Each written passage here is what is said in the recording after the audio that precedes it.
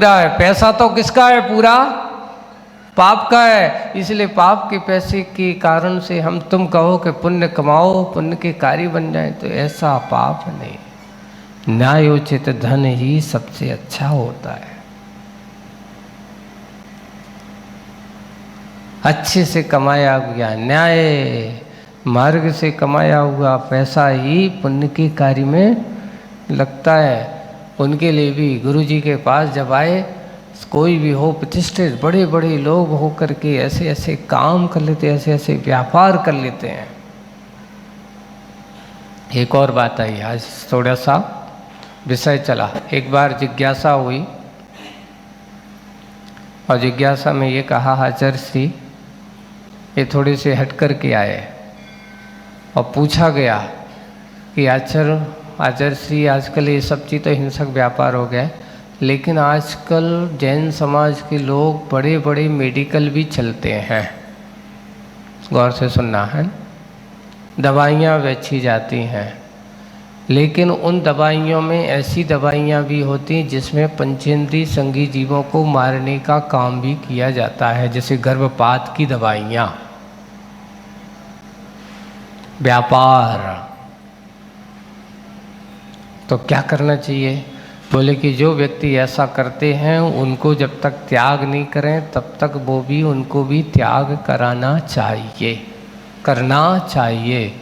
संगी पंचेंद्रीय मनुष्य को मारने की दवाइयाँ आदि अगर बेचते हैं अपन, तो ये पाप का व्यापार माना जाता है ना।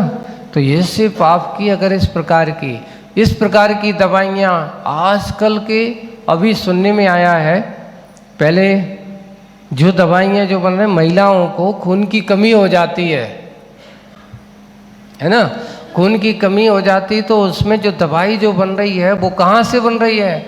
उन्होंने कहा स्लेटर हाउस से पेवर ब्लड, उसको प्यूरिफाई करके अच्छे बना करके,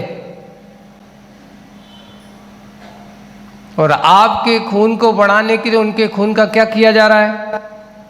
उपयोग किया जा रहा है। उनसे कहा जा रहा है कि ये सिरप बना दिया गया है, पेपर दिखाए। अब स्पष्ट है, क्योंकि आजकल हमारे उपभोक्ता मंत्रालय के माध्यम से स्पष्ट लिखा जाता है कि इसको लिखिए कि ये दवाई शुद्ध शाकाहारी है कि मांसाहारी है, इस पर ब्राउन चिन्ह बनाओ, इस पर ग्रीन चिन्ह बनाओ, ये लिख दिया गया।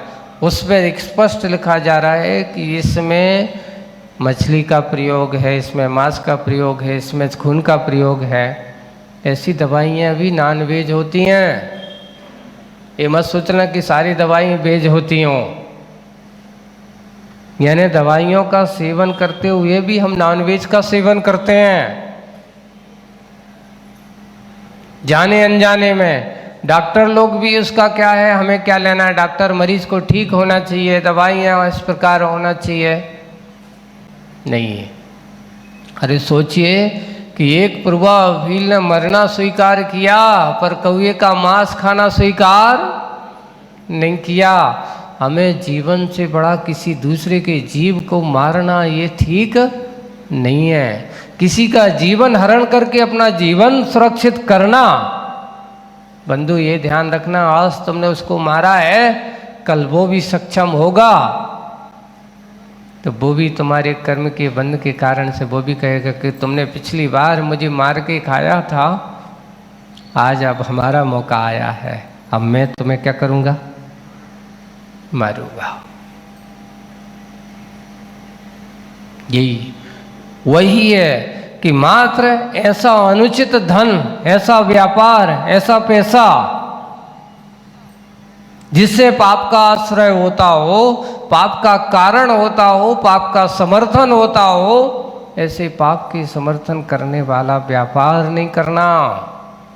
ये हमारे धर्म का मूल बेस है। हमारा धर्म जिसका नाम है अहिंसा परमो धर्म, हम जयकारा अहिंसा परमो धर्म की लगाएं, और अगर हमारा व्यापार हिंसा का युक्त हो रहा है तो वो व्यापार हमारे लिए ठीक नहीं है। हमारे यहाँ उत्तम व्यापार कहा, सबसे पहले 3 चीज़ें बताएंगे। पहले लोगों का क्या सिद्धांत होता था?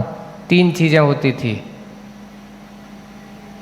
उत्तम खेती, मध्यम व्यापार, जघन्य चाकरी, चाकरी कर नौकरी। ये बुजुर्गों को और हमारी भारतीय संस्कृति, उत्तम क्या थी? खेती। सबसे अच्छे बड़े बुजुर्ग आज देखते हैं, पुराने लोग जो होते थे खेतियों में अपना लगा करके समय, ऐसा नहीं खेती करने में भी हिंसा होती है, पर वो हिंसा क्षम्य मानी जाती, आरंभ भी हिंसा मानी जाती, संकल्प भी हिंसा नहीं होती खेती में। लेकिन कीटनाशक आदि दवाइयों का व्यापार करना ये संकल्प ही हिंसा का कारण है। आरंभ खेती करने में आरंभ भी हिंसा होती है। अगर कदाचित करते समय किसी जीव की होते तो उसके मारने के भाव नहीं है, अनजाने में वो मरा है, आरंभ तो होता है। लेकिन कीटनाशक आदि दवाइयों का व्यापार करना ये तो निश्चित रूप से संकल्प ही हिंसा ही है, महापाप का कारण है। ऐसा व्यापार नहीं होना चाहिए। उत्तम खेती इसलिए रखा, मध्यम व्यापार, उसके बाद फिर दूसरे नंबर पे क्या है? व्यापार है। और सबसे जघन्य क्या थी? आज उल्टा हो गया, नीचे से ऊपर आ गए। उत्तम नौकरी, व्यापार तो बीच ही में है। और जघन्य किसको बना दी हमने? खेती। जो भारत की जो मूल है उसको हमने पीछे कर दिया। और जो भारत का मूल नहीं था, मजबूरी में लोग नौकरियां करते थे। पहले अगर कोई बहुत मजदूरी नहीं है तब नौकरी करने जाया करते थे। आज तो सबके जन्म लेते ही साथ पहले ही मजदूर है। हमारे बेटे को तो हमें क्या बनाना है? अच्छा इंजीनियर बना रहे हो, उससे अच्छी नौकरी कराना है। अरे भाई, आप लोग मालिक बनने की कोशिश करना चाहिए कि नौकर बनने की कोशिश करनी चाहिए? आज के समय में नौकर बनना लोगों को अच्छा लग रहा है, मालिक बनना अच्छा नहीं लग रहा है।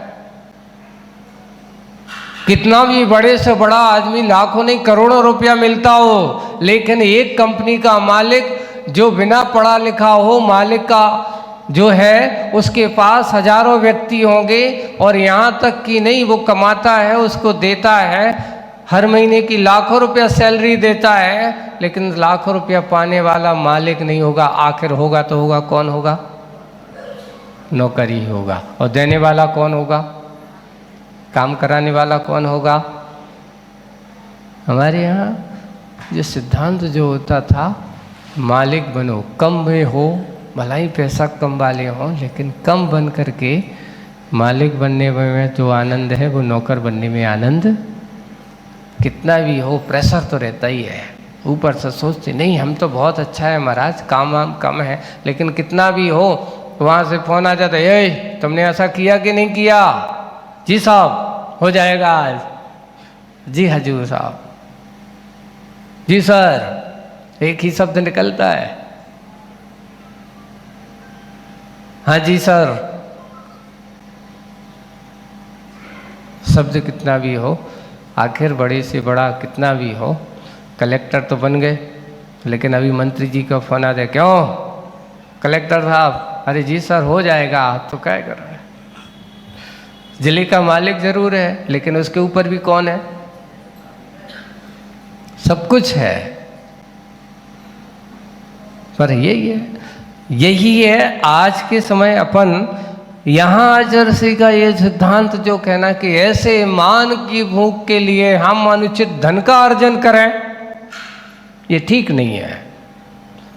नहीं महाराज, हम तो क्या करेंगे, पाप से खूब पैसा कमाएंगे, फिर बाद में अच्छे दान पुण्य कर लेंगे, पैसा लगा के उसको क्या कर देंगे, हम पुण्य में परिवर्तित कर देंगे। तो उन्होंने कहा ऐसा पैसा, ऐसा दान करना ठीक नहीं है। इसलिए आचर्षी ने कहा, लिखा है, इससे अच्छा है बिना दान के जीवन चलाना ठीक। भैया जितना अपने हैं आराम से भरण पोषण करो, धर्म ध्यान करो। अगर तुम्हारे पास 1 रुपये की कमाई है और उसमें से अगर तुम्हारे पास 4 आना दान देने की क्षमता है तो 4 आना दो, 2 रुपये दान धन करने के भाव मत कर, ऐसा करके हम तो बहुत कमाना है, कहीं से भी लाओ। महाराज कई लोगों की साइकोलॉजी ये बन गई कि महाराज आज के समय में पैसे वालों की ज़्यादा पूछ होती, इसलिए पैसा कमाओ, चाहे कैसे भी कमाओ, पाप से कमाओ चाहे नहीं। ये मत सोचो बंधु, इस जीवन में तुम ऐसे पाप से कमा लोगे, अगले भाव में तुम्हारे लिए उस पाप को क्या करना पड़ेगा, भोगना भी पड़ता है। ये मत सोचना कि अगले भाव में ही भोगने पड़ेंगे, इसी भाव में भी हो सकता है, कर्म का उदय इसी भाव में भी आ सकता है।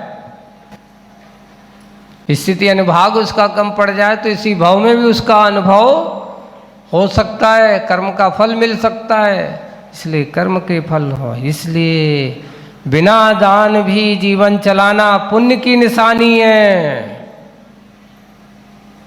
समता रखो, ज़्यादा मान सम्मान नहीं है। उदाहरण दिया कि कीचड़ में पाद रखकर लथपथ होकर निर्मल जल से स्नान करने की अपेक्षा, कहाँ खड़े हो, अभी स्नान कर रहे हो, लेकिन खड़े कहाँ हो, ऊपर से तो पानी डाल रहा हो, नीचे काय में खड़े हो, कीचड़ में खड़े हो। यानी नीचे तुम्हारा कीचड़ और ऊपर से नहाते जा रहे हो। ऐसा स्नान कोई काम का? वो कह के मूर्ख है। यहां स्नान करता जा रहा है, वहां दलदल में पैर कीचड़ में सने हुए हैं। ऐसा स्नान कोई काम का नहीं है। यहाँ पाप के दलदल में खड़े हैं और यहाँ भगवान की पूजन पाठ भक्ति आदि करके हम अपने आप को धर्मात्मा कह रहे हैं। तो कहा पहले पाप के दलदल से बाहर आओ, तब तो आपको स्नान ना भी करो तो भी चलेगा, लेकिन सबसे पहले क्या करना होगा, उस पाप के दलदल कीचड़ से निकलो, पाप के कार्य से अपने आप को दूर करो। इसलिए निर्मल जल से स्नान करने की अपेक्षा कीचड़ की उपेक्षा कर, पाप की कीचड़ से अपने आप को दूर करो। जिसमें पाप का बंध होता हो ऐसे पाप के कार्यों में मत लगो। कीचड़ की उपेक्षा कर दूर रहना ही सबसे बड़ी बुद्धि मानी है। आपके पास बुद्धि है, समझ है, सोच है, बुद्धिमत्ता है, तो यही है कि हे भगवान मेरे अंदर एक ही काम में दान करूं या ना करूं, पर मेरे अंदर पाप करने के भाव ना होवे। मुझे ऐसा पैसा नहीं चाहिए कि जिससे किसी जीव को क्या होवे, परेशानी होवे, किसी जीव को पीड़ा होवे, किसी जीव को कोई कष्ट पहुँचे। ऐसा पैसा मुझे नहीं चाहिए, मुझे तो वह पैसा चाहिए सुखी रहें सब जीव जगत के कोई कभी ना। बस ये हमारी भावना होनी चाहिए। मैं किसी को परेशान ना करूं, मैं किसी को कष्ट ना दूं, यही हमारे जीवन का उद्देश्य होना चाहिए। आज की कविता से हमें ऐसे धर्म से विमुख करने वाला पैसा, ऐसे धन नहीं चाहिए। मुझे पाप के मार्ग में प्रमुख बनाने वाला ऐसा पैसा नहीं चाहिए। मुझे न्यायोचित पैसा ही मेरे लिए, धन संपत्ति मेरे लिए सुख का कारण हो सकती है। और बात सत्य है। कभी कभार एक बात लिखा है, नीतिकारों ने लिखा है कि अन्याय से उपार्जित पैसा 10 साल से ज़्यादा नहीं टिकता। अन्याय उपार्जित धनम 10 वर्ष विनश्यति, ऐसा लिखा हुआ। 10 वर्ष, ज़्यादा से ज़्यादा 10-12 साल ही रहता है। और उसके बाद फिर क्या होगा, आए दिन देखते हैं रातों रात ऐसा कुछ काम हो जाता है, ऐसा कुछ धंधा निकल जाता है, ऐसा कुछ हो जाते हैं, रातों रात हम उसको करोड़ रुपये। पता चला क्या किया, अब ये मत पूछो क्या किया, कहाँ से आया, कैसे रिश्वत दी, किससे रिश्वत ली, बाद में भंडाफोड़ हुआ। आए दिन पेपर में न्यूज पढ़ते ही रहते हैं। कल परसों के पेपर में थी, कि तनख्वाह उनकी महीने की 40-50 हज़ार रुपया है।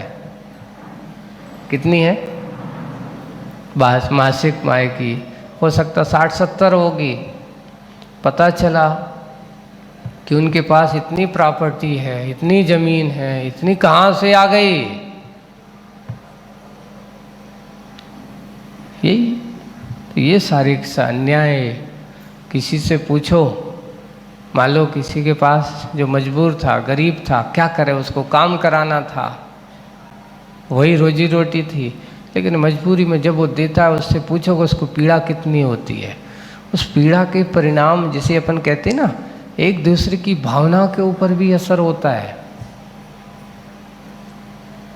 तुमने लेकर के, आज तुम्हारी शक्ति थी, तुम्हारे पास सामर्थ्य था, तुमने उस सामर्थ्य का दुरुपयोग किया, उसको डरा धमका करके, अगर तुमने ऐसा नहीं किया तो तुम्हें क्या डाल दूंगा, जेल में डलवा दूंगा, तुम्हारी ऐसी धारा लगवा दूंगा, तुम्हारे ऊपर ऐसा कर दूंगा, इसलिए अगर तुम्हें बचना है तो ये इतना पैसा देना पड़ेगा।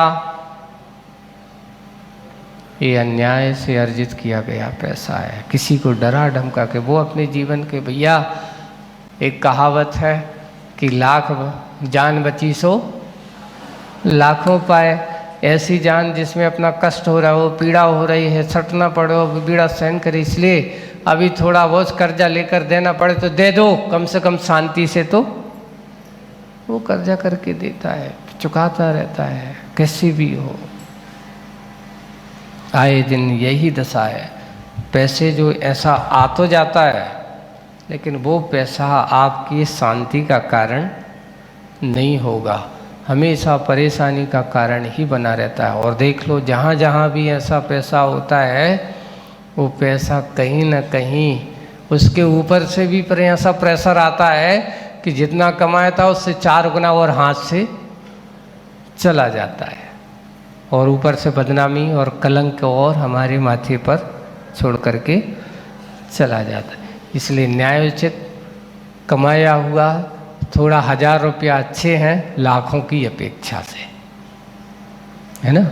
वही आज की कविता का सार यही है कि हम पाप का समर्थन नहीं करें, वैसा दान हमें कोई मतलब नहीं है जो पाप से आप कमा करके फिर पुण्य के कार्य में लगाएं। अच्छे न्याय मार्ग से कमा करके और पुण्य के कार्य में हम लगाएं। जितना बन सकता है हम पुण्य के मार्ग को प्रशस्त करते चले जाएं। ऐसी ही भावना के साथ आज बस इतना ही। बोलिए परम पूज्य आचार्य गुरुवर श्री विद्यासागर जी।